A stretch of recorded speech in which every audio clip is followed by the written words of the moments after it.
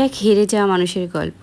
জানি এই গল্প কেউ হয়তো শুনতে আসবে না, তারপরেও বলছি, হয়তো আমার গল্পও কারো না কারো জীবনের সাথে মিলে যেতে পারে, যারা কিনা আমার মতো হেরে গিয়েছে। করতে চেয়েছিলাম অনেক কিছু, হতে চেয়েছিলাম ভালো মা, ভালো মেয়ে, ভালো স্ত্রী, ভালো বৌমা, কিন্তু কোনো কিছুই করা হয়ে উঠল না। নিজের পায়েই যে শক্ত করে দাঁড়াতে পারলাম না। এই তো আমার অবস্থা। কাজ শুরু করেছিলাম প্রায় 2020 সালের দিকে ফেসবুক থেকে। অনেক স্বপ্ন নিয়ে কাজ শুরু করেছিলাম।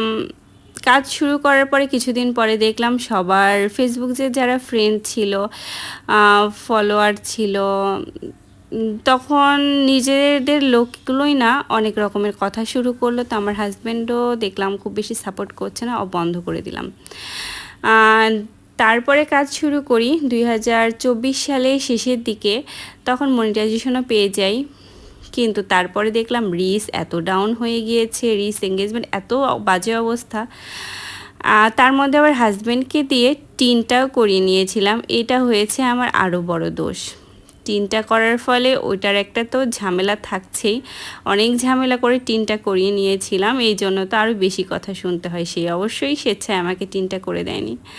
আর স্বেচ্ছায় বলতে আমিও জোর দিয়ে বলেছিলাম, সবাই তো আর্নিং করে, তো আমিও পারবো। কিন্তু আমি আসলে বুঝতে পারি নাই যে আমার কপালটা এত খারাপ, আমি যে এখান থেকে 2 পয়সাও আর্নিং করতে পারবো না।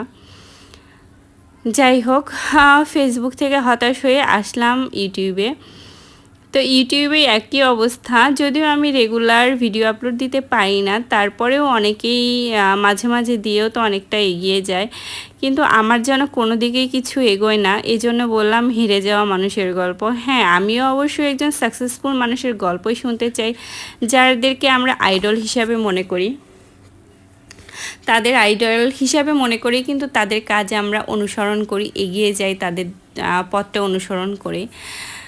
কিন্তু ওই যে বললাম, আমার গল্পটাও হয়তো অনেকের সাথে মিলে যাবে যারা আমার মতো সাকসেস হতে পারে নাই। তবে সাকসেস না হওয়ার পরে কিন্তু একটা কাজ হয়েছে, অনেক মানুষের চেহারা বোঝা গিয়েছে।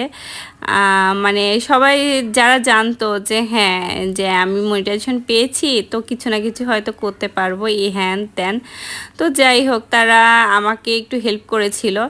দেন কিছুদিন পরে যখন দেখলো যে না, আমি আসলে অকাম্মার ঢেকি, শুধু এখানে সময় দিয়ে গেলাম, কিছু আর্নিং করতে পারলাম না, তখন কিন্তু আমার সেই যে দশা সেই হয়ে থাকলো। তারা আমার পাশ থেকে ফিরে গেল। কিছু করার নেই, সাকসেসফুল